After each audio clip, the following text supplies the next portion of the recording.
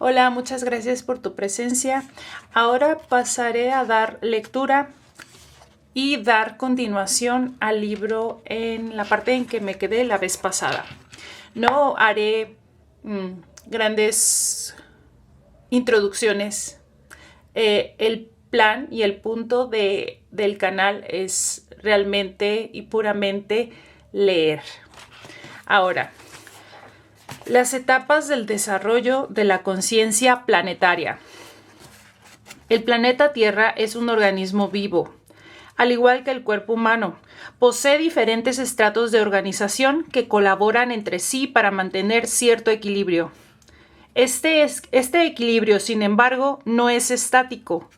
Dentro de su organización coexisten estructuras más o menos fijas y otras capaces de modificarse a sí mismas y con ello explorar nuevas avenidas y caminos de organización global.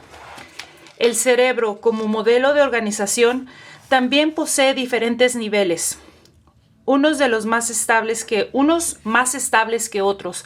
Para que un cerebro se conserve como tal, debe poseer una estructura relativamente estable que sirva para mantener su unidad y evite una dispersión funcional que podría resultar catastrófica. La estructura que mantiene la unidad cerebral está construida por un armazón anatómico de circuitos estables. Estos se han desarrollado a lo largo de millones de años y son comunes a todo el cerebro humano. Percibimos imágenes visuales relativamente similares y, en general, nuestras percepciones no difieren mucho, precisamente por esta similitud anatómica estructural. De esta manera, se mantiene una especie de coherencia básica.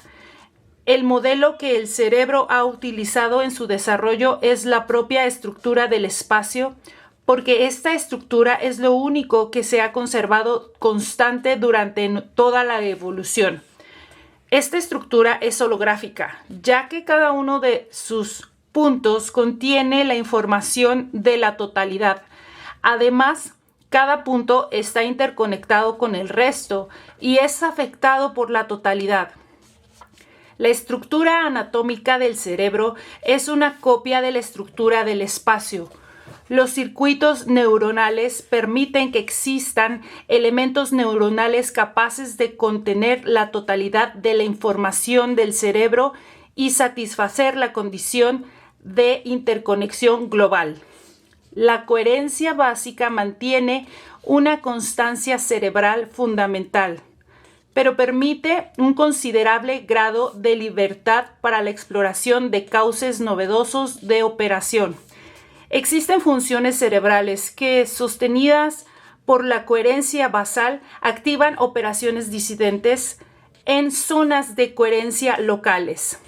Cuando estas zonas heterogéneas logran éxito en sus operaciones de codificación, afectan los niveles de coherencia basal y determinan una evolución de todo el funcionamiento cerebral.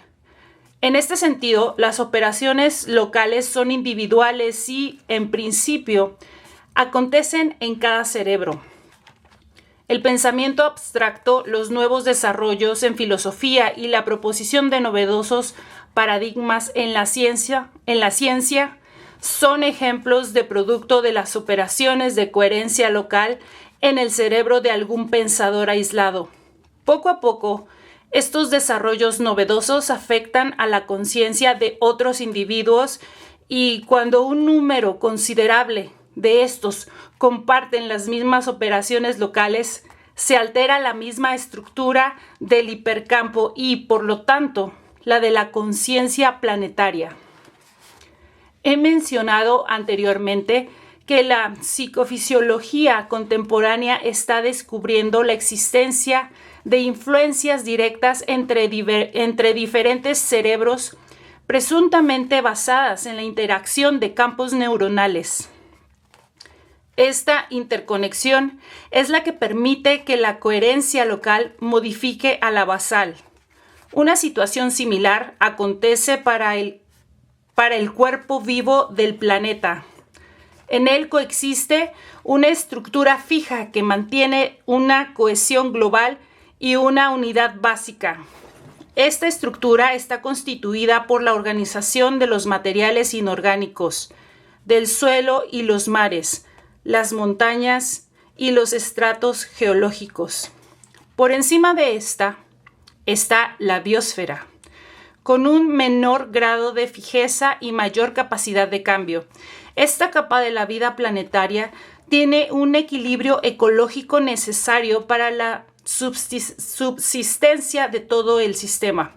Por último, la noósfera, una estructura energética de sorprendente flexibilidad, constituye la capa de exploración de nuevos cauces de desarrollo. Su coherencia local es capaz de modificar la coherencia basal de todo el sistema, ya sea apoyado su desarrollo o afectándolo negativamente. La conciencia planetaria y aún el hipercampo mismo no dependen de la existencia de una sola de las capas o niveles antes mencionados, sino de todas al mismo tiempo. Desde los teóricos de la Gestalt sabemos que el todo es mayor que la suma de sus partes y que una unidad organizada es una sinergia, con propiedades no localizadas en los elementos aislados que forman parte de ella, sino en sus intercambios y organización. De esta forma, la conciencia humana y la conciencia planetaria dependen de la estructura física y geológica de la Tierra, de la biosfera y de todas las influencias atmosféricas y cósmicas que existen, así como de la actividad cerebral y de los campos neuronales individuales. En otras palabras, el hipercampo contiene todos los niveles, es afectado por ellos y, aunque constituye el nivel más cercano a la experiencia consciente de quien está en unidad con él, no se encuentra desligado de todas las influencias que lo alimentan, al igual que la conciencia individual no se encuentra separada de las condiciones corporales. Las etapas del desarrollo de la conciencia planetaria son en general 3. La primera se asocia a la estructura física y geológica del planeta. La segunda aparece con la vida orgánica en todas sus variedades y formas, dando nacimiento a la biosfera. Y la tercera, por último, aparece cuando se desarrolla la actividad cerebral y se crea la noósfera. En las secciones siguientes intentaré explorar la capa noosférica y analizaré fundamentalmente el producto de la actividad cerebral humana, sin que esto quiera decir que esta última actividad se encuentre desligada de las otras. Las etapas de la conciencia humana. De acuerdo con Virginia Sánchez, una socióloga mexicana, es muy probable que los primeros seres humanos que lograron una expansión y un desarrollo de la conciencia hayan sido mujeres. Fueron ellas las que primero tuvieron que conocer la capacidad de su propio cuerpo para crear otra vida y las que reconocieron la identidad entre sus propios ciclos orgánicos y los de la naturaleza. Sus ciclos menstruales guardaban cierta relación con los cambios lunares, el periodo de sus embarazos y la similitud de estas funciones con las de los animales necesariamente tuvo que provocar en las mujeres la sensación de pertenencia a un orden global. La relación entre el coito, el embarazo y el nacimiento de los hijos permaneció como 3 eventos desligados entre sí para el hombre, el cual no tenía la necesidad alguna de encontrarles relación. En cambio, para la mujer, tarde o temprano, los 3 eventos tuvieron que aparecer ante su conciencia como ligados por un orden causal.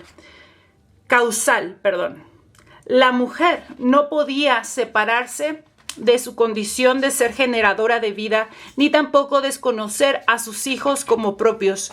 porque los veía surgir de sí misma, del interior de su propio cuerpo. Las funciones maternales y de cuidado de la progenie tuvieron que crear en la mente femenina una conciencia de mayor unidad con el resto y un mayor conocimiento del cuerpo que en el caso del hombre.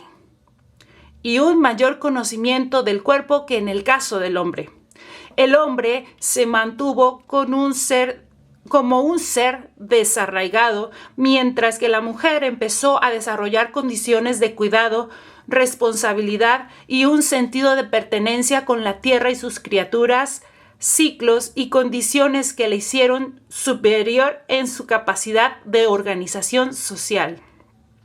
En algún momento, la percepción de la magia de la creación y de la tierra como un ser viviente similar a ella impregnó la conciencia femenina e impulsó un deseo por compartir y apoyar la dinámica terrestre. Por ello, y de acuerdo con la misma Virginia Sánchez, las primeras sociedades humanas fueron matriarcales y la conciencia imperante fue la femenina. El hombre al mismo tiempo activó una movilidad y un sentido de libertad con respecto a las restricciones femeninas de maternidad, sedentarismo y cuidado de la progenie, que desarrollaron en él otro tipo de conciencia más desligada de la cotidianeidad y por lo tanto más abstracta. Él, al igual que los animales que cazaba, era móvil y su supervivencia dependía de su capacidad de vencer y de su estrategia para hacerlo. La agricultura tuvo que ser inventada por las mujeres, lo mismo que los poblados fijos y las formas de organización que apoyarían la estabilidad. La guerra y la necesidad de conquista y poder fueron invenciones masculinas. En algunas zonas del planeta, los hombres se acoplaron a la conciencia femenina y aceptaron sus valores, su capacidad de respeto al entorno y su tendencia a sacralizarlo. Mientras que en otras, el hombre arremetió contra ese gobierno afirmando la fuerza de su posición masculina. La sociedad matriarcal, sedentaria, organizada, respetuosa con la naturaleza, cuidadosa con el entorno y unida a él, fue conquistada por la visión masculina agresiva, móvil, activa y guerrera. Fue establecido en el planeta un periodo de predominio patriarcal que aún perdura en nuestros días. Los resultados de la visión masculina, una alta tecnología, el poder, la guerra, la destrucción ecológica y el sometimiento de la mujer y su discriminación comenzaron a cuestionarse a partir del surgimiento de movimientos de liberación femenina. Una considerable y cada vez más extensa cantidad de habitantes de nuestro planeta dirigen su mirada hacia la paz, el retorno y respeto a la ecología, el amor y la ternura, y sobre todo la necesidad de cooperar y no competir, de unificarse y no separarse. Parecería ser el resultado del resurgimiento de la conciencia femenina y su protesta por los destrozos provocados por el dominio de la conciencia masculina. En la actualidad, el movimiento de la conciencia planetaria parece inclinarse hacia el logro de una unidad de los dos principios. Los nuevos desarrollos de la física de frontera, la apertura de casi todas las corrientes místicas, la necesidad de sacralizar la vida cotidiana, el repudio a la guerra y el respeto hacia la naturaleza, unidos a la necesidad de utilizar toda la tecnología con los mismos fines, indican un cambio en la dirección de unificación. Pareciera que estamos viviendo el final de una era y el comienzo de otra. cada vez es más necesario e importante el desarrollo y la utilización de instrumentos que ayuden al desarrollo y la expansión de la conciencia hacia esa unidad. Bueno, pues por hoy aquí le voy a dejar. Espero regresar antes de una semana. Muchísimas gracias por escucharme y nos vemos en un siguiente video.